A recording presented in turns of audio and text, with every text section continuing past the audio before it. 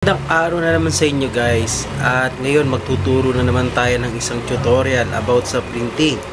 So ito naman guys ay yung ating mga ginagamit sa pagpiprint, tulad po ng mga printer syempre. So pangunahin natin ginagamit sa pagpiprint, meron tayong dye ink at pigment. So ngayon guys, ang nangyari kasi sa aking pigment na printer ay nagkaroon kasi siya ng guhit sa gitna. O yung yung mga piniprint natin na picture or mga sticker ay nagkakaroon ng guhit sa gitna. So nakita kong problema ay yung print head nya. So ngayon guys, pagpapalitin natin ang role ng ating dye ink at saka pigment na printer. So kung gustong matutunan ang ating gagawing eksperimento ngayon, sana tapusin mong video na to para maituro ko sa iyo lahat ng impormasyon na gagawin natin tungkol sa tutorial na ito. So proceed na tayo sa video guys. So yun, nakaset up yung ating monopod dyan. Nga pala guys, yung ginawa ko kanina, binaklas ko na yung ating L121 pigment tsaka L121 na dye ink. So siguro madali lang naman itong baklasin para sa ating mga may kasanayan na dyan sa mga pagbabaklas ng ating mga printer. Pero ngayon ko lang kasi gagawin to guys, na yung ating pigment na tangke, kasi yan guys ay naka hose type yan, diba? Tapos meron yan dito parang adapter papunta sa print head ng ating printer. So ngayon naman guys, itong ating dye ink ay yung etong buong tangke nya, kasama yung hose, kasama tong adapter ng papunta sa print head, ay ililipat ko yan dito. So ito namang shark teeth ng ating printer ng ating L121 na dye ink, dahil meron pa siyang shark teeth. Hindi ko naman siya talaga tatanggalin kasi para sa atin naman yung mga document, no? Sa document ko lang naman piniprint yan at sa mga ibang photo print, no? So etong sa dye ink, the pigment naman natin ay yung shark teeth nya. Dahil natanggal ko na yung shark teeth nyan, ililipat ko naman siya dito. So ito yung magiging pigment na dating dye ink, at ito naman yung ating dye ink na dating pigment. So ito yung ating pigment, ito yung ating dye ink. So ito yung shark teeth ng ating dye ink, natanggal ko na siya. At tatanggalin naman natin ngayon itong shark teeth ng ating pigment. Ililipat natin siya dito sa dye.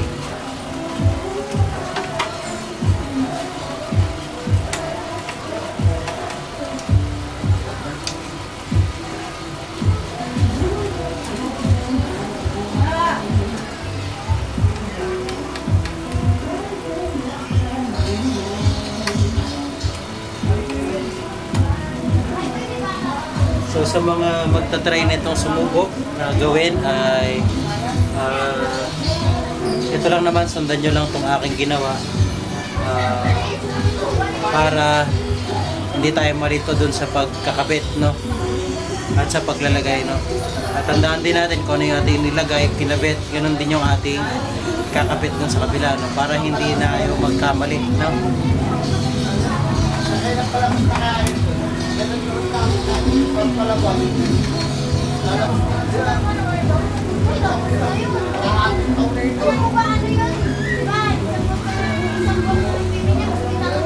So ito kasi wala na tong shark teeth, tanggal na yan guys. So itong sa dye ink ay meron pa, yan. Tanggal yung shark teeth nito sa gitna kasi documents siya ka mga photo print lang naman ang ginagawa ko dito, ang piniprint ko, kaya kailangan ko nito.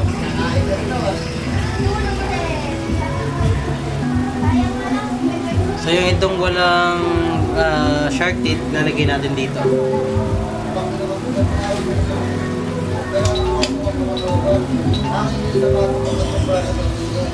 Tandaan nyo guys, hindi pa natin ililipat yung tangke, no?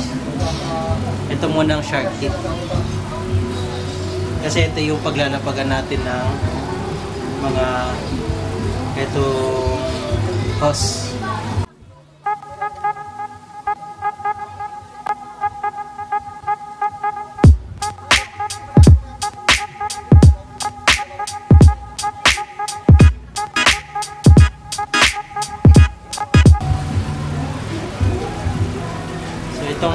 shark teeth, lilipat natin dito sa pigment. Yung dating pigment natin.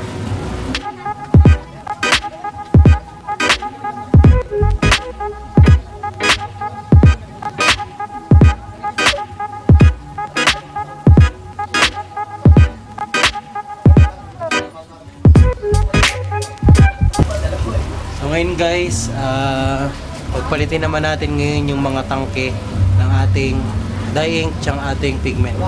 Unahin natin tanggalin itong sa dye ink.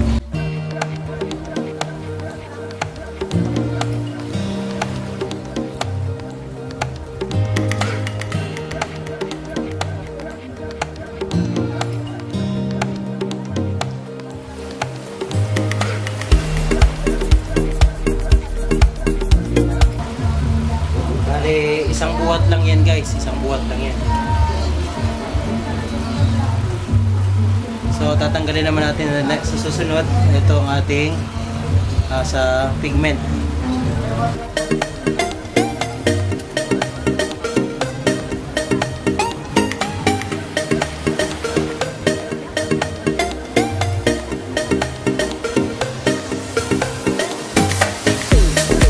Isang buhat lang din yan guys. At ngayon naman ililipat natin siya dito sa ating dye ink na yung body ng ating dye ink kanina.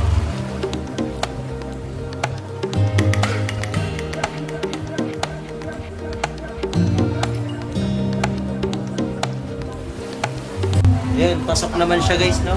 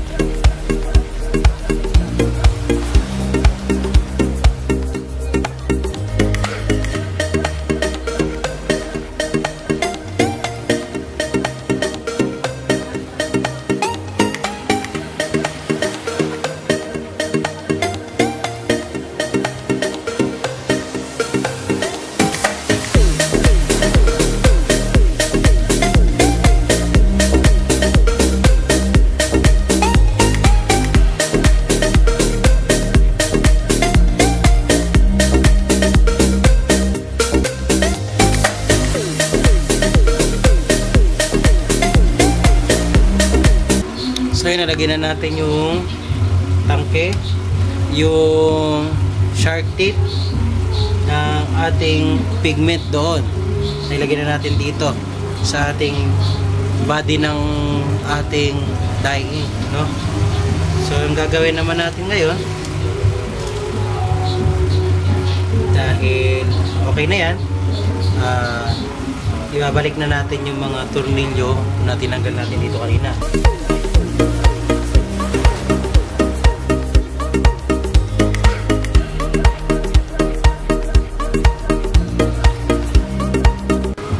Ngayon naman, kabit na natin yung box ng ating pigment na dating dye ink.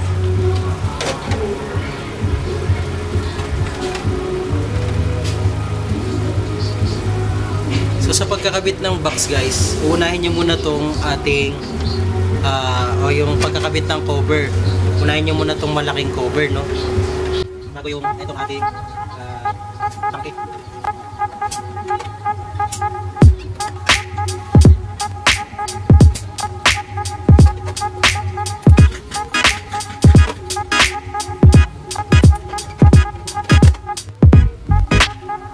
Yan. Kung sa tingin nyo okay na, nakakabit na siya guys,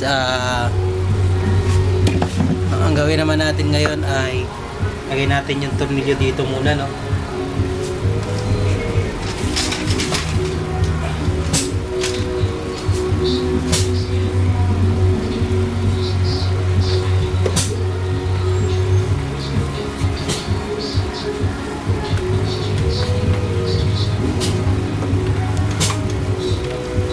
goods na yan. Yung ating tangke naman ang ating ayusin. So ito yung cover ng ating sa pigment. So bago nga pala natin lagyan ng cover, ilalagay muna natin siya dito sa may side. Kasi may dalawang butas yan dito.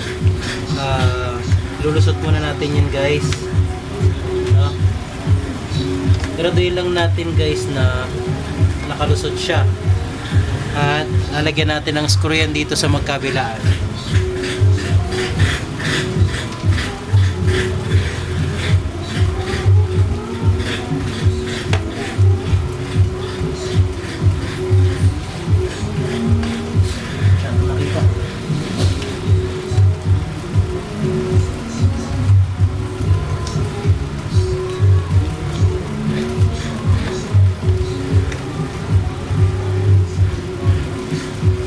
Dito sa kabila. Ang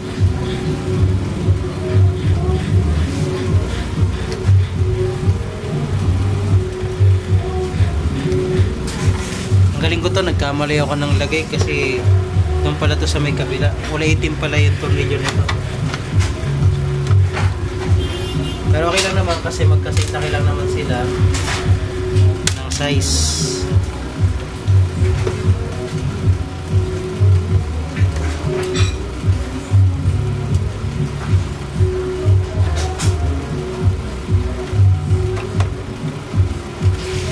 So ayan, gusto na tayo dito.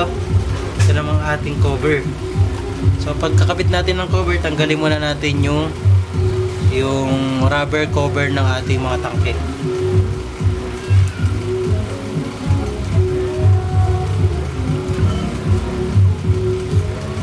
Sabay ilagay natin ito. Meron yan nakasabit dito sa may bandang baba guys. Kailangan maisabit natin yan. Tutunog naman yan pagka nakasabit na siya, no? Tapos balik lang ulit natin yung rubber cover ng ating mga tangke para make sure na hindi madumihan.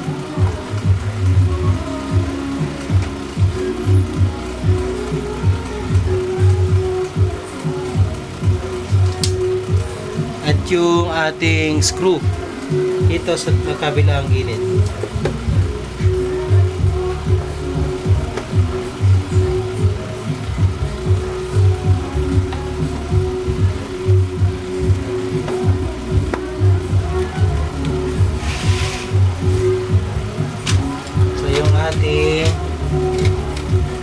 Paper guide. Okay. Gusto nyo guys. So, meron na tayong pigment na body ng ating dye ink dati. So, ngayon yung dye ink naman ang buuin natin.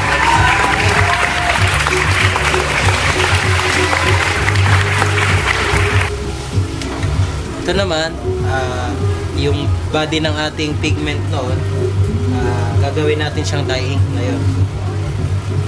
So, para matanggal to guys, putin nyo lang yung parang gear dito sa gilid. Ikutin nyo lang yan. Tapos galaw-galawin nyo lang ng konti ito. Ayun, natanggal na siya sa pagkakasabit, no? Yan, lagay natin dyan sa gilid. At yung ating tangke ng ating dye ink.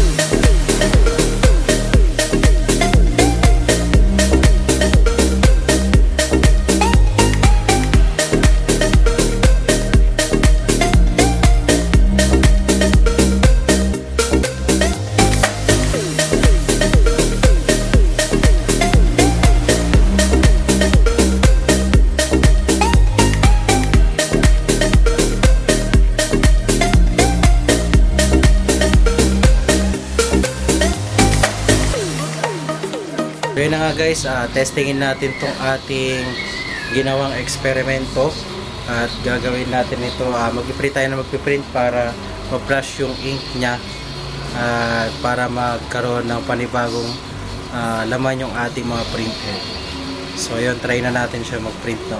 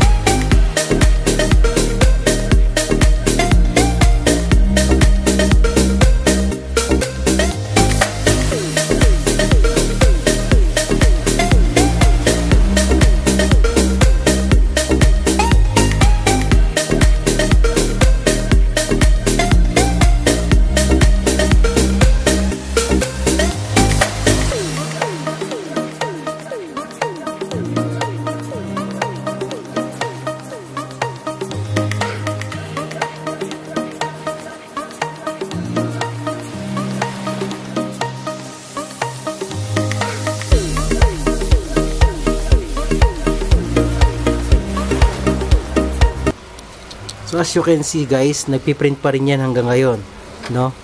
Yan, yan yung ating pinagpalitan ng ating tangke. So yun, natapos na siya. So ito kasi yung dating print niyan guys. Kung makikita nyo, ayan, medyo makintab kasi yung ating ginamit niya na ano, no? So yun, kung makikita nyo guys, parang may guhit sa gitna, diba? So, pakita. Kaya ang ginawa ko, pinagpalit ko yung mga tangke kasi okay yung printhead nitong aking dye ink. So ngayon naman, tignan natin yung print ng pigment na natin ngayon. So yun yung print niya guys. Kita nyo dito yung sa gitna, diba? Sa gitna siya nagkakaroon ng diferensya. Yung black sa gitna guys, buo na buo. Yung flower, yan yung muka, buong buo guys yung ating pagkakaprint. So wala siyang damage. Okay? So na nga guys, naging matagumpay naman yung ating pag-swap o ng roll ng ating printer, dye ink at pigment ink. Naging maganda ang print at nawala yung guhit talaga nung ating print sa ating pigment, no? So wala naman tayo masyadong ginawa, pinagpalit lang natin yung kanilang tangke. So yun guys, kung hindi ka pa nakasubscribe sa aking channel, please like and subscribe and push, hit mo na rin ang notification bell para updated ka sa mga video na ina-upload natin. Sigurado naman akong meron kang matututunan at meron kang makukuha na tips. Maraming salamat sa panonood. Please watch the next video.